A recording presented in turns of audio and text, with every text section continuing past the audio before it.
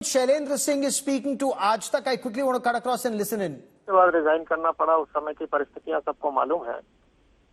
और ये जैसे कहावत है हम लोग के यहाँ कि आपके कर्म आपके सामने आते हैं। अगर आपने किसी के साथ गलत किया है तो उसकी आह और उसकी कहीं न कहीं से बद्दुआएं लगती हैं। तो आज मुझे लग रहा है कि जो इस तरह से इनके हार्ट अटैक आया और कुछ समय पहले से न्यूज बार बार आ रही थी कि मुख्तार अंसारी डरे हुए हैं कि उनको कहीं जहर न दिया जाए, कहीं कुछ न दिया जाए, बार बार वो कोर्ट से गुहार भी कर रहे थे।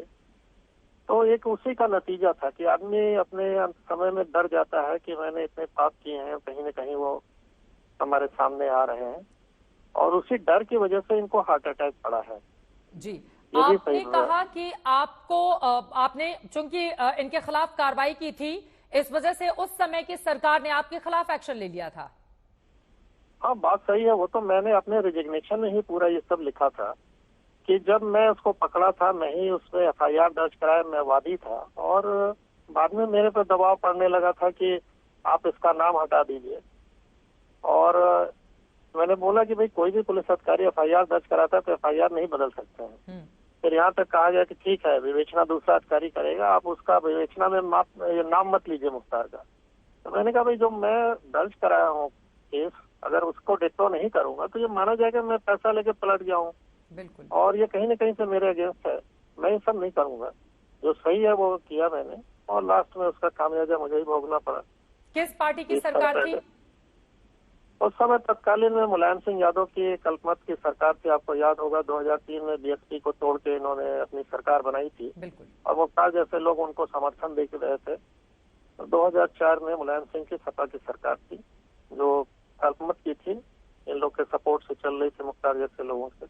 कृष्णानंद राय हत्याकांड का मामला भी जब सामने आया था उस वक्त भी उस मामले को दबाने की पूरी कोशिश की गई थी शैलेंद्र सिंह जी, लेकिन जो खबरें जिस तरह की सामने आई, बीजेपी के नेता और कार्यकर्ता लगातार लगे रहे और उनके लिए इंसाफ की मांग करते रहे, तब जाकर इस शख्स के खिलाफ मामला आगे बढ़ा।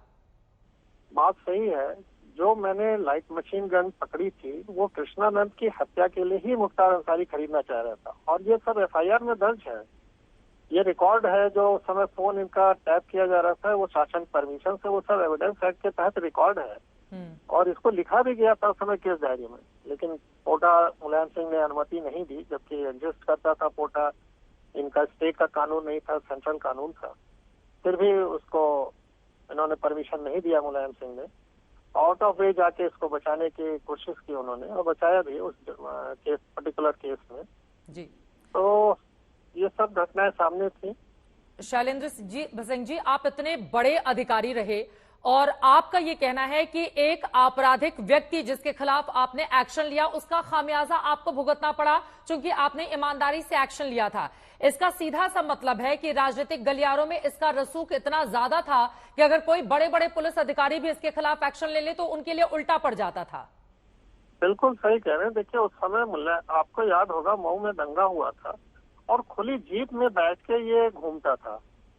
आप सोचिए कि कोई पुलिस अधिकारी इसको टोक नहीं रहा है उस समय, जबकि कर्फ्यू लगा हुआ था, दंगा भड़क रहा था और ये खुलेआम जाके वहाँ किस तरह से घूम रहा था ये पूरा मीडिया में भी आया था और सब जगह रिकॉर्ड में है। तो रसूख को कितना था इसका आप इसी से अंदाज लगा लीजिए।